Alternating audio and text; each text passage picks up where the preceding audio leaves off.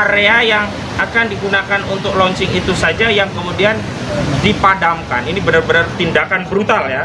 Buku Jokowi Undercover karya Bambang Trimulyono yang hanya 240 halaman pun sampai hari ini tidak pernah dibantah. Kita duga kuat ada keterlibatan aparat yang justru membackingi tindakan-tindakan yang membungkam. Upaya membungkam kebebasan pers.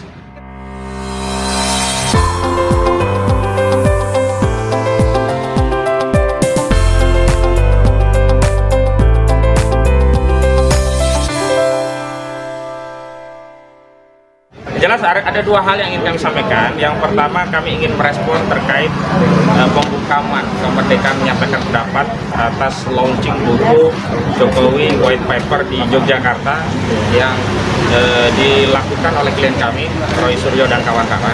Dan yang kedua, kami juga nanti ingin informasikan bahwa hari ini akan dipanggil 3 orang saksi, satu dari kalangan mama aktivis, satu lagi dari kalangan jurnalis, dan satu lagi dari kalangan YouTuber. Nanti akan ada rinciannya. Baik, yang pertama kami ingin menyampaikan sikap kami berkaitan dengan kasus yang terjadi di Yogyakarta. Kronologisnya demikian, bahwa Minggu 17 Agustus itu sudah ada booking ya dari klien kami ke Nusantara UC ya, Universitas Club UGM untuk hari Senin tanggal 18 Agustus jam 14 sampai jam 17, dan sudah ditransfer biaya bookingnya ya. Selanjutnya pada Minggu malam ada info dari pihak UC UGM didatangi UP4 atau Pamdal UGM dan Polsek Bulak Sumur yang diinterogasi. Kemudian pada Senin 18 Agustus 2025 pihak UC UGM mengirimkan WA untuk membatalkan booking dan mau mengembalikan uang bookingan. Lalu ya, panitia sempat memindahkan acara ke Cafe Musia di Jalan Cikditiro, namun karena sudah banyak orang yang datang ke UC UGM, maka panitia rapat sekaligus sholat dan makan siang di coffee shop UC UGM. Kemudian jam 14 media-media mainstream sudah datang, acara makan siang langsung diubah menjadi acara soft launching ya. Setelah menyanyikan lagu Indonesia Raya, himne Gajah Mada, jadi tepat saat pembacaan doa mendadak lampu dan AC dimatikan oleh pihak UC UGM. Padahal untuk toilet dan yang lainnya masih menyala. Itu artinya apa? Ini bukan mati lampu alamiah atau mati listrik, tetapi area yang akan digunakan untuk launching itu saja yang kemudian dipadamkan. Ini benar-benar tindakan brutal ya. Padahal di sana ada banyak tokoh ya, termasuk ada Pak Said Didu, Jenderal Tiasno Sudarto, Bung Refli Harun, Dr. Muhammad Taufik, Pak Agus FDI, dan yang lainnya. Semua adalah saksi peristiwa mati listrik yang dilakukan kami duga secara sengaja, bukan karena insiden. Selanjutnya bahwa karena panitia sudah ada wireless dan baterai, jadi acara tetap dilanjutkan meskipun dengan kondisi mati lampu. Ini mencekam nih, luar biasa nih. Di era kemerdekaan yang sudah 80 tahun ternyata kemerdekaan berpendapat itu belum merdeka, masih dijajah. Dan kemudian ada spanduk backdrop yang semestinya digunakan tapi tidak bisa digunakan, dan akhirnya acara tetap terselenggara dengan kondisi seadanya. Kami ingin tegaskan beberapa hal ya. Yang pertama, acara di Yogyakarta ini di lingkungan UGM, di UC UGM ini yang kemudian dipindahkan ke beberapa tempat dan akhirnya terjadi di sebuah kafe ini adalah konfirmasi adanya pembungkaman kemerdekaan berpendapat, khususnya berpendapat secara ilmiah, dengan menerbitkan buku yang tebalnya lebih dari 500 halaman yang disusun oleh trio RRT. Siapa dia? Roy Suryo, Rismon, dan Tifauzia Tiasuma. Ini sekaligus konfirmasi pembungkaman yang kedua setelah dulu buku Jokowi Undercover juga dibungkam.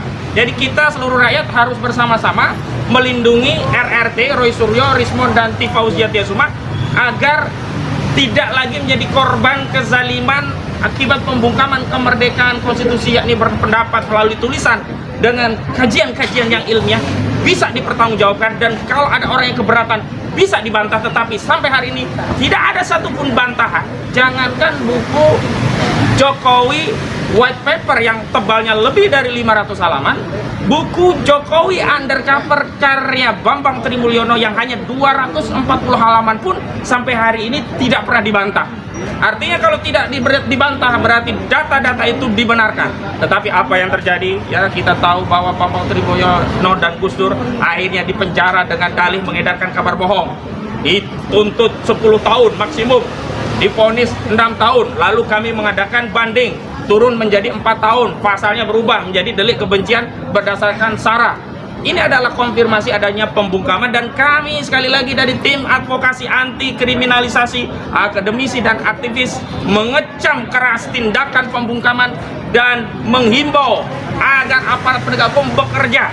Tetapi kita tahu bahwa hari ini justru persoalan itu tidak hanya ada pada masyarakat, justru kita duga kuat ada keterlibatan aparat yang justru membackingi tindakan-tindakan yang membungkam ini, karena Pamdalnya lah, pengaman dalam di UGM tadi, informasinya diinterogasi dan ada keterlibatan di Polsek setempat. Nah, ini Kapolri harus segera mengklarifikasi. Pak Listio Sigit Prabowo, Anda harus klarifikasi karena ada keterlibatan anggota Anda di tingkat Polsek terhadap ya tidak terselenggaranya dengan lancar. Meskipun terselenggara tapi tidak lancar karena harus berpindah-pindah. Yang kedua, kami ingin tegaskan bahwa hari ini kami juga memenuhi panggilan dari saksi-saksi, ada 3 ya. Ini juga makin menguatkan karena kalau klaster-klaster sebelumnya yang disasar hanya aktivis dan akademisi. Kita tahu bahwa Roy Suryo, Tifauzia Tiasuma, dan Rismon Sianipar adalah klaster yang bisa kita katakan mewakili kalangan intelektual akademisi. Kalau kita sebelumnya tahu ada ya Rizal Fadila, ya ada Rustam Effendi, ya, ada yang lainnya. Ini juga klasternya adalah aktivis. Tetapi hari ini klaster media pun juga dipanggil, dan ini ancaman ini tidak hanya menimpa yang hari ini dipanggil, misalnya Arif Nugroho, juga Sunarto begitu, tapi ini juga bisa menimpa kawan-kawan media, rekan-rekan media. Karena itu kita harus tegaskan bahwa negara tidak boleh membungkam tugas-tugas jurnalisme. Sebaliknya negara harus ada dan hadir terdepan menjamin kemerdekaan berekspresi, termasuk kemerdekaan menyampaikan informasi kepada publik berkaitan dengan berbagai informasi apapun. Bahwa kalaupun ada yang keberatan dengan informasi yang disampaikan, komplainnya jangan ke media. Jangan manggil-manggilin wartawan jadi saksi. Takut orang dipanggil polisi meskipun jadi saksi, karena besok bisa saja berubah menjadi tersangka. Kalau mau panggil saja orang yang bersangkutan. Dan dalam hal ini yang bersangkutan terkait dengan penelitian ijazah palsu secara kesatria sudah memenuhi dan akan hadir lagi besok dalam pemeriksaan Pak Roy Suryo, Bung Rizal Fadila, dan Kurnia Triroyani. Bahkan seorang advokat pun bisa ditarik dalam perkara ini. Pesan dari kami, kita harus terus menyuarakan masalah ini, dan terima kasih rekan-rekan media telah menyuarakan ini dengan liputan ini. Dan hari ini kami juga akan ya mendalami pemeriksaannya terkait apa, karena satu kesalahan yang sebelumnya terjadi pada pemanggilan sebelumnya, misalnya kepada mantan ketua KPK Pak Abraham Samad, ini ternyata repetisi. Maksudnya adalah panggilan saksi itu limitatif, dibatasi pada sebuah peristiwa dengan lokus dan tempus tertentu, yakni peristiwa di Jakarta Pusat pada tanggal 22 Januari 2025. Akan tetapi kemarin pada peristiwa Pak Abraham Samad, ya, pemeriksaan justru menanyakan hal-hal yang tidak ada kaitannya dengan peristiwa sesuai panggilan dari polisi, yakni 22 Januari 2025. Yakni apa? Peristiwa yang berkaitan dengan sejumlah podcast di mana Abraham Samad speak up mengundang sejumlah narasumber, di antaranya juga klien kami, yakni Roy Suryo. Jadi kita ingin menegaskan itu, dan hari ini kita juga akan memastikan apakah repetisi kekeliruan ini akan diulangi terus, dan ini akan menjadi presiden buruk bagi penegakan hukum.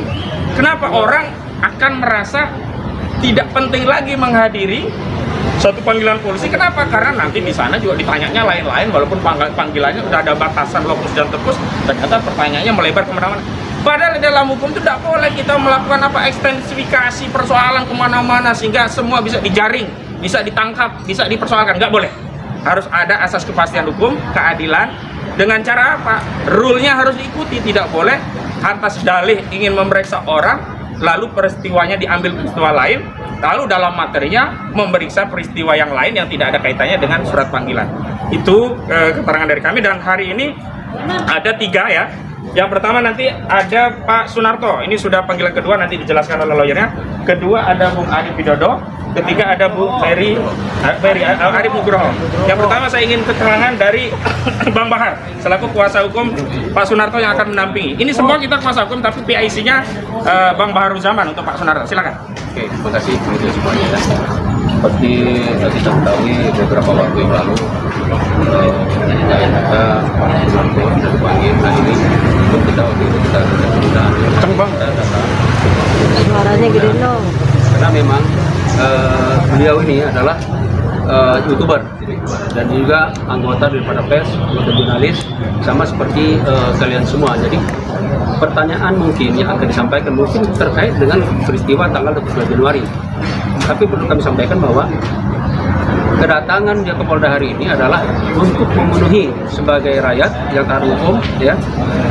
Padahal dia tahu, dia sebagai jurnalis, setiap ada berita dia akan kejar itu berita, ya kan? Dan tugasnya apa? Untuk menyampaikan berita itu kepada masyarakat.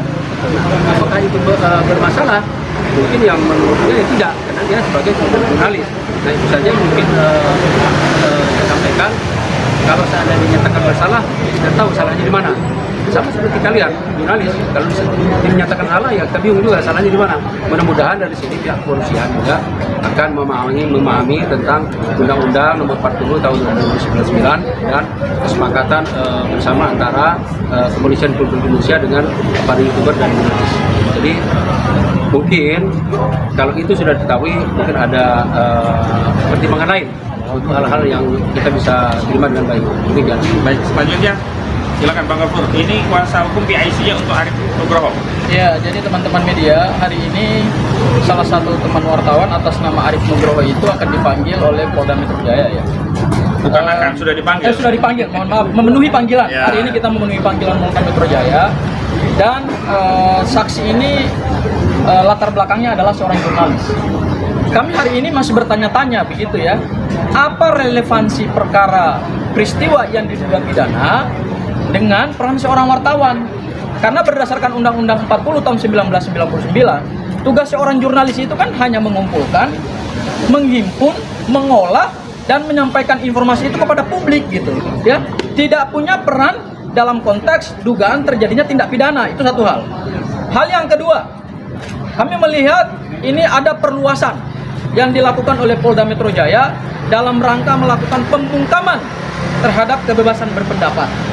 Apalagi kemarin teman-teman kami dari Ruy Suryo CS itu juga kemarin dilakukan dalam tanda petik intimidasi, ya, secara kasat mata terhadap kebebasan mereka dalam menyampaikan, ya, informasi terkait dengan buku Jokowi White Paper, ya, yang sudah mereka rilis kemarin. Dan buku tersebut mereka persembahkan kepada bangsa ini dalam rangka Dirgahayu Kemerdekaan Indonesia yang ke-80 tahun, ya.